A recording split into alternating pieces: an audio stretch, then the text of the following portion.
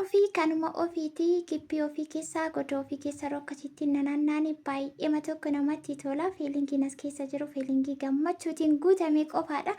Arra ganamaa yeromaan hirribaa utaalee ka'uu yaada koo keessatti gibbii karaa duubaa kanaatiin qulqulleessuun qabaa kan jedhu ittuma yaadii ka'e olumaan kos ta'uu qaba kan jedhus itti of amansiise achi booda ganama ka'ee qursii waa tokko tokko jejjennee abbaa warraa gara hojiitti gaggeessee gara kanattiin dhufe isa booda kun mana keenya duubaa gibbii keessaatiin jechuudha kanan qulqulleessuu qaba hidhee as kana dhufe.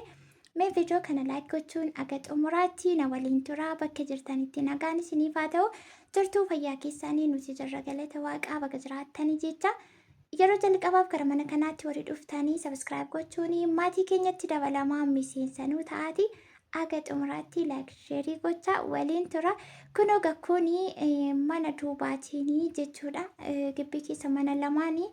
Duubaanii gararraa duuba koo servisii jira fuuldura koon immoo mana jireenyaa nuti keessa jiraannutu jira bakki kanaa qullubbii adiitu dhaabbatee ture jechuudha otoo nani dhufin dura gibbiin kun baay'ee tokko bareeda karaa duuba abbaa warraagaa qoshashaa hin jaallatanii baay'ee tokko gibbii qulqulleessuu gibbii xaraguu biqiltuu garagaraa dhaabuu jaallata ture ergan dhufe immoo innis hojii isaatti culluqqi jedhee gara manaatti deebi'uu hin dhiisee baay'ee tokko biizii ta'e anis immoo Aluma tokko wajjin egaa keessummaan jedhin jettaniitu malee ani keessummaan biizii na godhee ture. Isa sana wajjin maatii bira deemuus deebi'uutti anis immoo gibbii keessan ilaallee gibbii keessatti akkasitti walitti qabame. Qoshashaan jechuudhas kan immoo bishaantu itti faffaca'ee qullubbii adii baay'ee bareedaa ta'etu ture. Innis immoo gadi lafatti gadi camadame jechuudha akkasumallee. Duuba keenyaan egaa servisii sana duuba jiru ijoolleen illee kan keessa galanii jiran jiru isaanillee bishaan achumatti faffacaasanii haala jiru gibbii keessatti deebi'ee hin sisirreessine jechuudha ammaan booda garuu gara jiruu ofii gara qe'ee ofii gara mana ofii gara gibbii ofiitti deebi'uun itti fufaa jechuudha gaas kana keessaa agaa gadi lafatti babbadee lafatti tortorii keessaa ol babbaasee. Funaanii gara ispaalaatti gadi sassaabeenii kan irraa hafe immoo deebisaa mukti kuni bakka itti qodaa miiccannoodha. Kichinii keenya keessa gaa bishaanii bakka itti qodaa miiccuu karoora malee itti hojjetamee hin hojjetamne bishaan alattidha kan nuti qodaa miiccannu haa ta'u malee bishaan gibbii keessa jiraannaan rakkinni hin jiru. Bishaanii fi ibsaanii mana keessatti jiraannaan rakkoo miti. Kanaafuu muka kanarra jaarkaaniitu jira achi keessatti yeroo qodaa miiccus kanatti jechuudha. Kunoo haala kanaatiin aramaa ciraatti jira jechuudha. Kunoo gaa servisii kan duuba jiru yeroo darbee servisii kana ijaaruu fi wacii kana sana ta'ee isiniin jedhee ture. Isa kanadha. Kilaasii 4 ture tokkotti shintibeetiidha. Achumaanillee maashinichuma keessarra lama immoo akka kireeffamuufidha. Lamaan keessaa tokkotti galanii jiru tokko immoo itti iyyaafatachaatii jiru. Inni arfaffaarraa fi gara dhumaa jiru kun immoo bakka sana keessaa bakka eeleen jiru bakka waa tokko ture akkasii jechuudha servisiin kun hojiin isaa kana fakkaata arfan keessaa lama qofatu kireeffama lama immoo tokko shintibeetii tokko bakka eelee waan tokkotti fayyadamna jechuudha kun haala kanaan bakka kana aramaa cirabaa jira bakka nama qorqoraa jiru kana naannee ni jira garummoo anatu kaameramaanis as naaqabin jennee kan nu bira kireeffattee jirtu. Wayitu jirti isheetuun naa waraabaa jira jechuudha. Akkuma isiniin abbaa warraa gara manaa hin jiranii sukkanii kutanii gara siraa isaaniitti deebi'anii jiru. Bakka kana immoo na fuuldura kan dhaabbatu appiilii baay'ee bareedaatu as kana jira jechuudha. Abbaa warraa duraan irraa nyaatanii lammaffaatti firii godhachaa jira amma giriinii ta'ee jira ganaa diimata. Isa miilanaa walumaan nyaachuudha qofaa nyaachuun hin jiru. Inni kan biraan immoo sama inni na bira duuba jiru. Maangoon illee ni jira jechuudha firiin godhanne malee maangoon illee ni jira lafti nuti tirfii duubarratti hambifanni gaa bakkuma kana qofaadha bakki kun egaa yeroo booda qoforamii bakkatti bishaan xuraawaa tokko gadi nanna'u sirreessuuf karoora qabna warri kireeffatanii jiran immoo gaa bishaan mana keessa as keessa gibbii keessa wabbaade hin balleessa waan ta'eef ganaa bakka kanatti karoora bakkatti bishaan na'u tokko sirreessuuf itti yaadameetu jirachuudha ammaaf garuu qulqulleessee keessa haramee isbaalaa kana bakka tokkotti walitti qabee gaarii itti waamuufin haala kanaatiin ka'eetu hin jira. Fuulli mul'atu gaa shaarbiin hin hafne, shaarshiin hin hafne, maaskiin hin hafne, baarmexaan hin hafne yeroo akkasii waan akkasii tuttuqan immoo fooliin namatti dhufa waan ta'eef keessattuu kan koommoo namuma funyaan gabaabduu adagaa hin danda'u ta'een beeku funyaan kun waa nama xiqqoorra ifattee utaalloon dafeetu na qaba. Meesii warri funyaan dheeraa qabdan akkami kan koo silaan beektanii warri funyaan gaggabaabaa kun hunduu akkuma koo kana taatu. Kun akkasii barmiidhaan immoo aduun itti gubaa deemachuudha kun garagaramaa gara sa'aatii 3-4 dhiinoo ayin gubabboona waan ta'eefu. Kanaafini ofitti xaxxadhee haala kanaatiin aramaa jira. Bakka kana immoo qoraattiin tokko harkatti na dhumee jira. Amma kana baay'eetu kuna gubaa jira jechuudha qoraattiin. Kunoo akkasitti keessaa yaasee qullubbiin kun garuu baay'ee tokko na gaddisiisee anaatiin jechuudha. Maaliif dura baay'ee bareeda ture.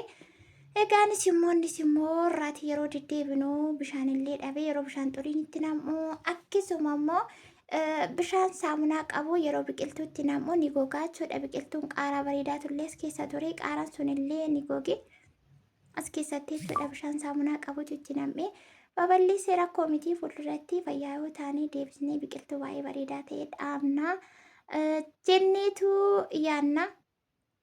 Kunoo akkasittiin qullubbii adiin gabaarraa tokko isheetu firee tokko isheetu bira jiddamaa jechuudha. Firee isaa tokko ishee jechuudha.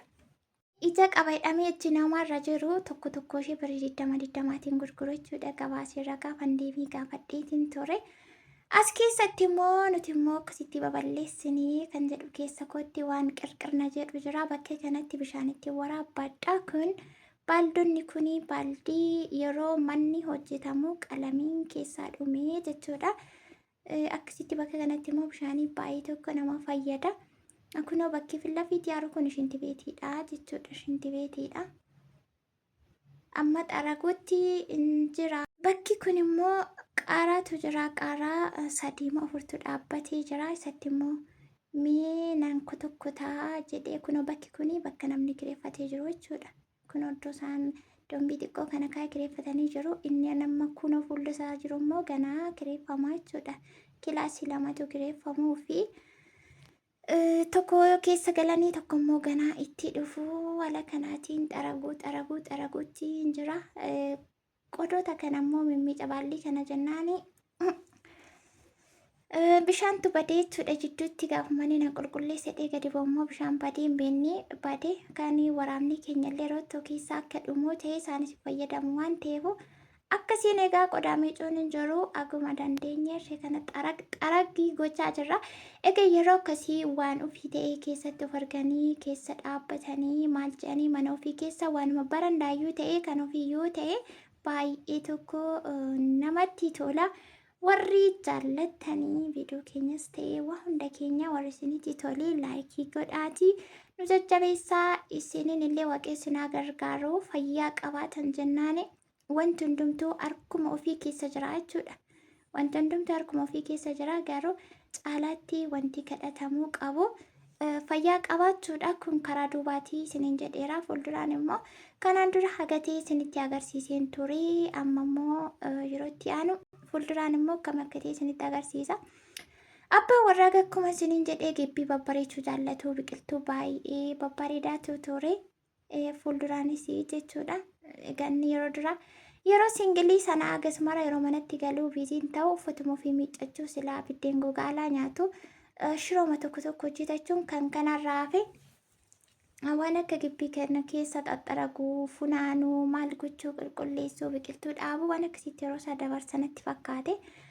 Akkasumaanii babbareechee jechuudha. Fuuldura korra yeroo gadi buunu fillafiitiittidha kan baasu.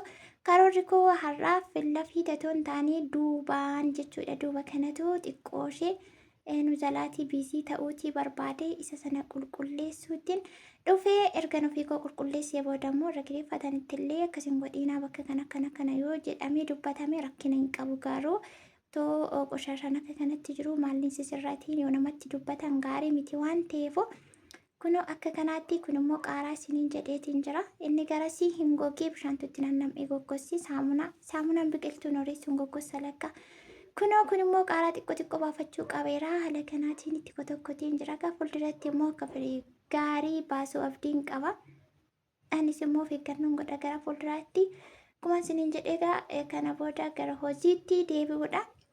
Achii dhufanii yoo masiifachi daddarbanii maarraa magaalaa keessa deddeeman maal jedhan baay'ee tokko saantiibaallee namarratti qisaasessa. Dhuftan taanaan bakka garuma ta'etti jechuudha. Hoo jireenya qabaattan gara jireenya keessanii waan hin goone jettanii achitti of amansiistanii dhuftanitti yoo deebitan dafii masmara isiniif qaqqabataa jechuudha. Garuu dhufanii asiifachi daddarbuu wantee ta'uu firan dubbisaa jedhanii shaanxuma dugdarra kaawwatanii qabaa jedhanii zorzirri jechuun kisaaraa baay'ee qaba waan ta'eef dhuftanii achii dhuftanii waan tokko namni waa yaadii malee manaan bahu sila wayi galtanii heerumuudha wayi warri heerumtan gara jirutti dhufuudha wayi waan tokko qabattanii dhufuun keessaniin oolu yeroo sana kallattii gara hojii keessanitti darbuutii qabdu jechaati. Egaa viidiyoon kun gara xumuraatti jira akkasumallee yoo waaqayyoon gargaaree hojii ilaallee jalqabuu kan jedha waan ta'eef immoo viidiyoo isinii qabadhee dhufa laayikii sheerii godha xumureera gara xumuraatti immoo xumureera jedhamayyuu kunoo appiliin kun immoo akkuma isiniin jedhee reefu marga fakkaata giriiniidha jechuudha hin diimanne firiin isaarraa hin diimanne yeroo diimate sinillee walumaatiin qammasnaa jechuudha kun karaa duwwaa ta'uusaa jalqabarras immoo isinitti meetiin ture. Olmaan guyyaa har'aa walumaa gala isaatti bakka kana fakkaata haga tokko waraabeera kaameraamaaniin kun immoo sosodaachaa waraabdee maaliif isheenis immoo haala waan taateef yeroo itti aanu immoo bakki dogoggorri jiraate sisirreessaatii deemna kan baratama waan ta'eef duubni keenyaa kana fakkaata waanuma qulqulleessinatti fakkaata isin maal jetture kan gamatti argamu ollaa keenya. Qaaraa simaalee kanaan itti kotokkonnee jira. Qaaraa gumaa 3-4 walirra kaaniitu birrii 20 birrii 40 jedhu gabaa keessa baay'ee tokko rakkisaadha. Too lafti jiraatee itoo bishaan yeroo bishaan jiru kana waan akkasii ture laftis widdiidha. Xumureedhaa deebiin